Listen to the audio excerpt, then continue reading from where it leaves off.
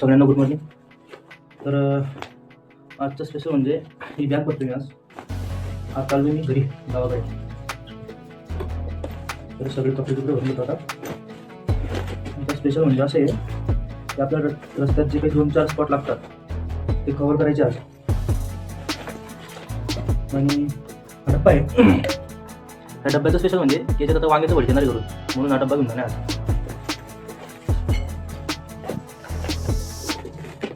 Mummy सगळ्या पहिले तिथे लाडू बिडू तिचे लाडू आता भेटत नाही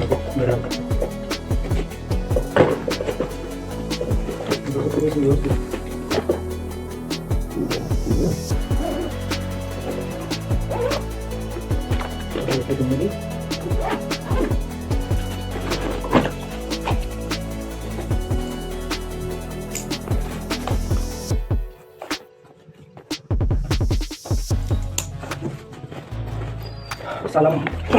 जाऊ. नंतर नंबर आला आपल्या गाडीचा. ती गाडी म्हणजेच की आपली पारो. आता तुम्ही विचारसाल पारो कोण? पारो म्हणजे की आपली गाडी. आणि पारो हिचं नाव कसं ठेवलं हे तुम्हाला मी नंतर सांगेन, तो विषय वेगळा.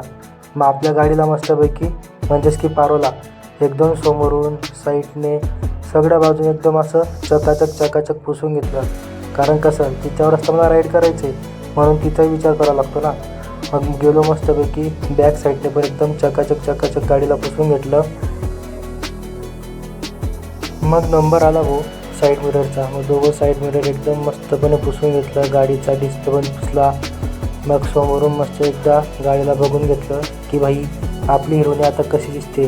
दोघं साईडने एकदम मस्तपैकी टकाटक होती. नंतर डोक्यात घातली हेल्मेट. म्हटलं भाई हेल्मेट हे लई इम्पॉर्टंट आहे, म्हणून हेल्मेट घातलं. आता चला जाऊ मग पटकन. मग खाली आलो जिन्यावरून. दणादण पायथ्या खाली उतरल्या. म्हटलं जाऊ आरामात जाऊ. म्हटलं कसं तोंडावर पडलो गेलो तर आपल्या डोक्याला ताण आहे, म्हणून खाली उतरलो. गाडीवर बसलो मस्तपैकी. लगेच मिररमध्ये एक स्माईल देऊन निघालो बाई जोरात. पुढे आल्यानंतर आपली गाडी लागली रोडावर. आता रोडावर गेल्यानंतर आपल्याला पुढं जायचं होतं सिडको. आणि सिडकोच घेतला बाई मी मस्तपैकी फर्स्ट क्लास चहा. कारण चहाशिवाय आपल्या दिवसाची सुरुवात नसते, म्हणून चहा हा इम्पॉर्टंट आहे. पुढे आल्यानंतर हर्सूलच्या पुढे आपल्याला एक म्हसेश्वराचे मंदिर लागते. म्हसेश्वराचे मंदिर म्हणजेच की म्हसोबाचे मंदिर. हे मंदिर डोंगराच्या पायथ्याशी बसलेले आहे. हे तुम्हाला हर्सूलच्या पुढे आणि चौक्याच्या मागे असं हे मिडलला तुम्हाला हे चढतीच्यावर असं टोकावर बसलं एक मंदिर आहे. तर तुम्हाला आजूबाजूला इकडं असं जवळपास डोंगर दिसण्यास मिळेल.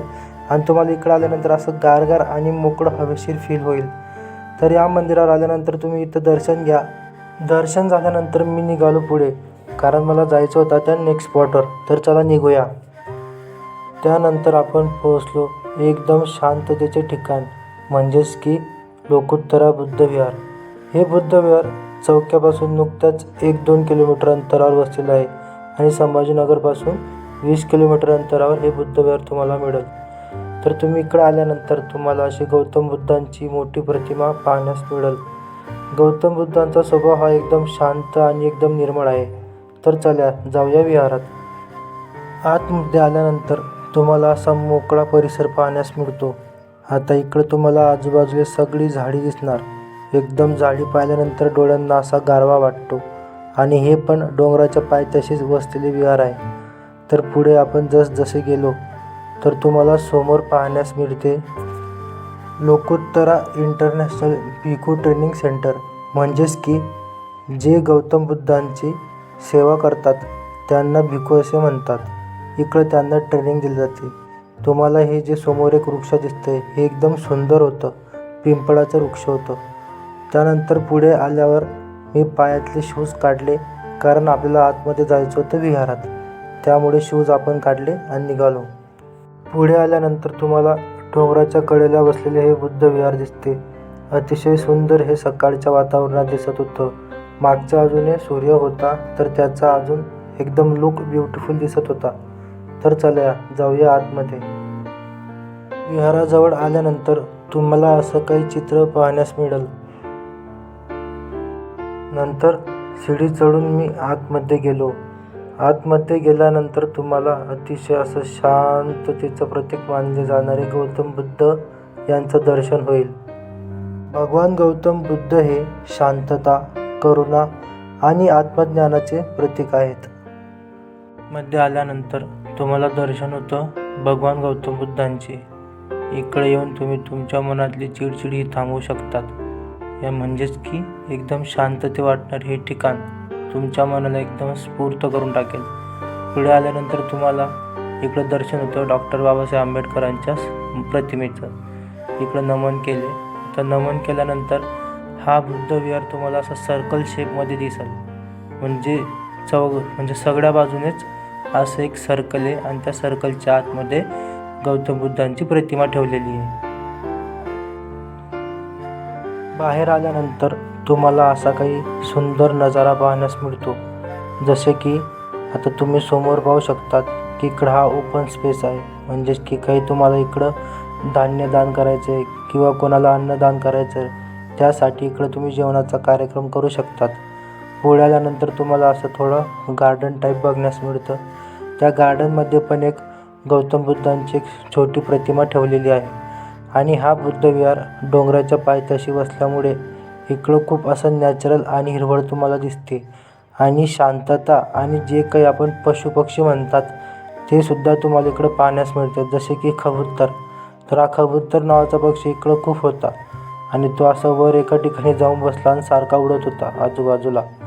तर पुढं आल्यानंतर तुम्हाला असं निर्मळ आणि मंगलमय सगळं काही वाटेल. भगवान गौतम बुद्ध म्हणले तर ते शांततेचे, करुणा आणि आत्मज्ञानाचे प्रतीक आहेत. गौतम बुद्धांनी आपल्याला शिकवलं की आयुष्यात दुःख खूप आहे. म्हणजेच की तुमच्या आयुष्यात दुःख खूप आहेत, पण त्यातून बाहेर पडण्याचा मार्गसुद्धा आहे, हे आपल्याला गौतम बुद्धांनी शिकवलं. परत विहाराच्या आतमध्ये आल्यानंतर मला काढायचा होता फोटो, पण विहारामध्ये कोणी नसल्यामुळे मी सेल्फीच काढली. ठीक आहे म्हटलं, आता फोटो जरी नसता काढता आला तरी सेल्फी काढूया. त्यांचे मुख्य तत्त्व म्हणजे अहिंसा, सामूहिक विचार आणि सामूहिक आचरण हेच बुद्धांचे मुख्य तत्त्व आहे. तर तुम्हाला असा हा एक तलाव पाहण्यास मिळेल. या तलावामध्ये सध्या पाणी नव्हतं, पण पावसाळ्याच्या वेळेस हा गच्च भरलेला असतो. बुद्ध विहार फक्त प्रार्थनेचे ठिकाण नाही, तर मन शांत करण्याचे व स्वतःला ओळखण्याचे स्थान आहे. जर तुमच्या मनामध्ये चलविचल अशा काही भावना येत असतील आणि तुम्हाला जर बेचैनी होत असेल, तर तुम्ही प्लीज नक्की इकडे भेट द्या. तुम्हाला खरंच खूप शांतता वाटेल. घराचं दर्शन झाल्यानंतर मी निघालो घराच्या रस्त्याकडे. आता पुढे जाताना आपल्याला जायचं होतं गौतम बुद्धांच्या मोठ्या मूर्तीकडे. आता मोठ्या मूर्तीजवळ ऑलरेडी फोटोशूट चालू होता आणि मला पण फोटो काढायचे होते. त्यानंतर मी फ्रंट कॅमेऱ्याने मस्तपैकी सनलाईटच्या समोरून, म्हणजेच की तुम्ही पाहू शकतात की बॅक साईडने सन होता आणि मला समोरून फोटो काढायचा होता. तर हे तुम्ही असे काही भगवान बुद्धांचं रूप पाहू शकतात, शांततेने असे बसलेले एका ठिकाणी.